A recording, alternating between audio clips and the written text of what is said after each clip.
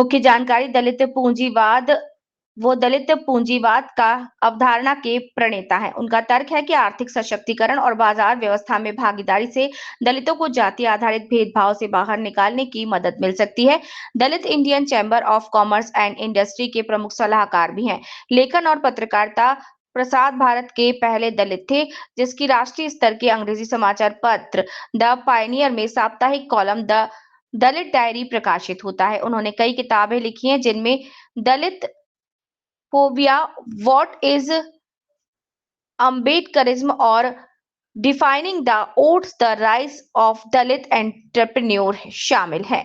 शिक्षा और आधुनिकता। वो दलितों के लिए आधुनिक शिक्षा, विशेष रूप से अंग्रेजी भाषा, गणित और विज्ञान पर जोर देते हैं, क्योंकि उनका मानना है कि ये विषय दुनिया से जुड़ने और उन्नति के द्वार खोल सकते हैं। उद्यमिता। उन्होंने दलित किसानों द्वारा उगाए गए खाद्य उत्पादों को बेचने के लिए दलित फूड्स नामक एक ऑनलाइन स्टार्टअप भी शुरू किया, जिसका उद्देश्य दलितों को आर्थिक रूप से स्वतंत्र बनाना है। शैक्षणिक कार्य। वह पेंसिल्वेनिया विश्वविद्यालय में centre for advance study of India में एक शोध सहयोगी रहे और हार्वर्ड विश्वविद्यालय के साथ भी काम किया। चंद्रभान प्रसाद वर्तमान में दिल्ली में रहते हैं और लगातार दलित मुद्दों पर लिखते, बोलते और अपने विभिन्न प्लेटफॉर्मों के माध्यम से जागरूकता फैलाते हैं। नमस्कार, मैं हूं मनोज दुरान MKB दस्तक के लिए। आज हम देश की राजधानी दिल्ली में हरकिशन सिंह सुरजीत भवन में हैं और हमारे साथ हैं दलित चिंतक और विचारक कहें हम उनको, चंद्रभान जी हैं, जो ये चाहते हैं कि जो मैं चाहता हूं कि जो दलित है मर्सिडीज में बैठकर आए और सूफी बूटेड रहे। तो सर, आपका स्वागत है। Thank you so much. Sir, आप कहते हो कि जो शेड्यूल कास्ट, मैं चाहता हूँ कि ज़्यादा से ज़्यादा लोग मर्सिडीज में आए और सूटेड बूटेड रहें। ये सेल्फ रिस्पेक्ट की बात है। जी जी। मर्सिडीज तो एक उदाहरण है। जी जी। अयंकाली को एक बहुत बड़ा क्रांतिकारी माना जाता था, जो केरल के ट्रावणकोर से थे। जी जी। उन्होंने 1907 में एक विद्रोह किया था। जी जी। उसमें उन्होंने बैलगाड़ी पर बैठ करके साफा, जैसे वहाँ के सवर्ण लोग साफा बांधते हैं, सर पे साफा बांध के बैलों को उन्होंने घुंघरू पहना के, हाथ में कटार डैगर लेकर के उस मेन स्ट्रीम सड़क पर निकले। तो उस समय बैलगाड़ी की सवारी करना मुख्य सड़क पर मर्सिडीज की सवारी के बराबर था। आपने नाम सुना होगा, बहुत बड़े नॉर्थ इंडिया के दलित रिफॉर्मर थे स्वामी अच्युतानंद। स्वामी अच्युतानंद ने इलाहाबाद में 100 बग्घियों का जुलूस निकाला था। बग्घी का मतलब घोड़े जिसमें बंधे होते थे और जो वो रथ लेकर के चलते थे।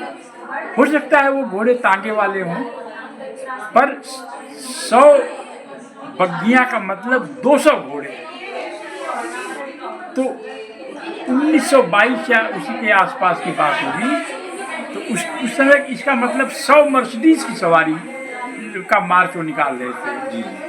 मैंने बहुत पहले एक दिल्ली के लिए प्लानिंग कर रहा था कि दिल्ली में 14 अप्रैल को जो है दलित ओन्ड मर्सिडीज का एक परेड निकाली जाए। निकालने की तैयारी चल रही है सर? तैयारी चल रही थी तो दलित समाज को बहुत बुरा लग गया। जी जी। और कुछ लोग मेरे घर पर आए ये कहने के लिए कि अगर आप मर्सिडीज का मार्च निकालेंगे तो यह सिद्ध हो जाएगा कि दलितों की स्थिति बहुत अच्छी हो गई है, तो हमारा आरक्षण खत्म हो जाएगा। सर देखो, जैसे आप बताएं, अभी जो राष्ट्रपति है वो शेड्यूल ट्राइब्स हैं और प्रधानमंत्री तो अभी हालांकि ऐसी नहीं बना है। बड़े बड़े राष्ट्रपति भी बन, इससे पहले शेड्यूल कास्ट बन लिया, काफ़ी मंत्री भी बन लिए, बड़े बड़े उद्योगों पे रह चुके हैं। तो दलितों की स्थिति नहीं सुधरी है क्या अभी तक? बहुत सुधरी है। जी जी। तो और कितनी जो आरक्षण की लिए कि अफर्मेटिव एक्शन? ये अफर्मेटिव एक्शन तो बना है समाज में एक क्रीमी तबका पैदा करने के लिए। जी। मैं अमेरिका जाता रहता हूँ, ब्लैक लोगों से बातें करता हूँ। जी। ब्लैक इंटेलेक्चुअल्स मेरे दोस्त हैं। उनका कहना है कि अफर्मेटिव एक्शन का मतलब ब्लैक लोग भी सरकारी पदों पे जाएं, बड़े बड़े पदों पर जाएं। उनका ये मानना है कि ब्लैक और वाइट के बीच जो डायलॉग होगा, जो संवाद होगा, तो ब्लैक इलीट और वाइट इलीट के बीच में होगा। यानी जो अश्वेतों में, अमेरिकन ब्लैक में जो ऊंचे क्लास में चले गए हैं, इलीट जिनको बोलते हैं हिंदी में, विशिष्ट, हाँ, तो उन्हीं में डायलॉग होता है। तो अगर ब्लैक में इलीट नहीं पैदा होगा तो वाइट लोगों से इंटेलेक्चुअली कौन इंगेज करेगा? इसीलिए मैं दलित कैपिटलिज्म का स्लोगन लेके आया था, लेकिन दलित समाज में इसकी स्वीकृति नहीं है।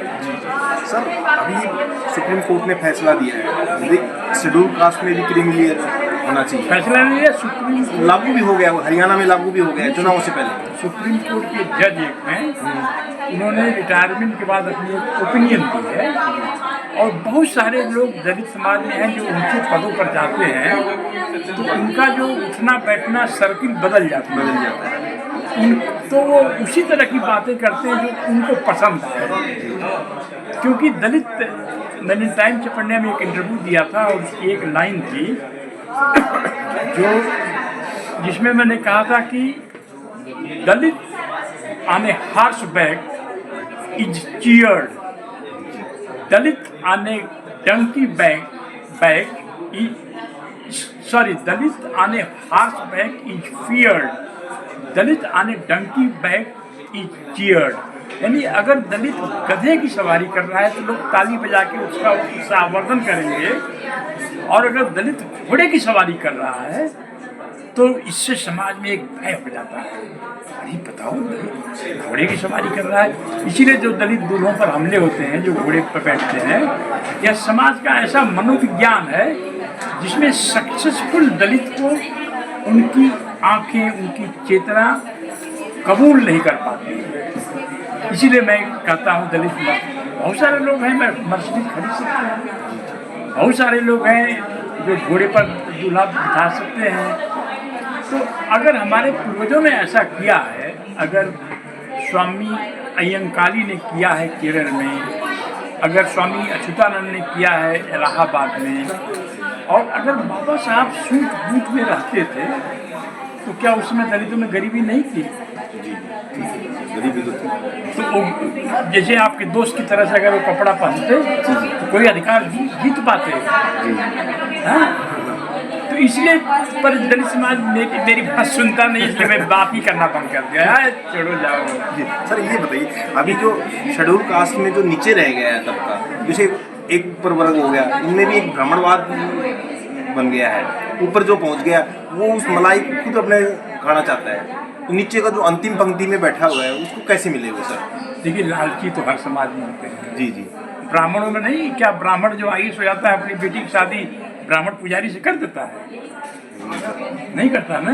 ऐसी से भी कर देता है सर, ऐसी का जो कोई अगर वो ऊंचे पद पे है या तो कर देगा। हाँ जी। तो क्लास फॉर्मेशन एक रियलिटी है। दलितों में भी मानिए दो दलित अम्बेडकरवादी हैं, एक प्रोफेसर है वो भी अम्बेडकरवादी है, एक रिक्शा चालक है वो भी अम्बेडकरवादी है, और उसका बेटा भी रिक्शा चालक बनने वाला है। तो क्या प्रोफेसर अम्बेडकरवादी अपनी बेटी की शादी रिक्शा चालक अम्बेडकरवादी से कर देगा? नहीं करेगा ना। इसीलिए मैं दलित बातचीत करना बंद कर दिया, भाषण रोषण देना बंद कर दिया, क्योंकि मेरे घर में गमले हैं, उनसे अब कितना भी जोर जोर से मैं बोलूँ कोई मेरी बात का जवाब ही नहीं देते। तो आपका कहने का भाव है कि शेड्यूल कास्ट है, ये गमले हैं, निर्जीव है एक तरह से। इस समय का शेड्यूल कास्ट का जो मिडिल क्लास है, जो अपने को अम्बेडकरवादी समझता है, वह मेरे लिहाज से उसी गमले की तरह है जिसमें फूल तो उग सकते हैं पर विचार नहीं उग सकते, क्योंकि इतना अंधा हो गया है, किसी न किसी वजह से सत्ता प्राप्त करनी है, शासन करना है, हुक्मरान बनना है। सर, आप ये बार बार जो इस तरह हुक्मरान बनना है, किसी एक उस पर वो तो नहीं कर रहे, तंज तो नहीं कर रहे हो? तंज क्या? तंज कर रहे हैं। तंज ये सही नहीं है। नहीं सही तो चलो अलग, वो अलग विषय रहेगा, फिर भी थोड़ा सा ना। नहीं नहीं, ये आप बताइए। जी जी। ये तंज सही नहीं है भाई। जो जिस समाज के पास अपना पूंजीपति वर्ग नहीं है, जिसके पास अपनी मीडिया नहीं है, जिसके पास बिजनेस नहीं है,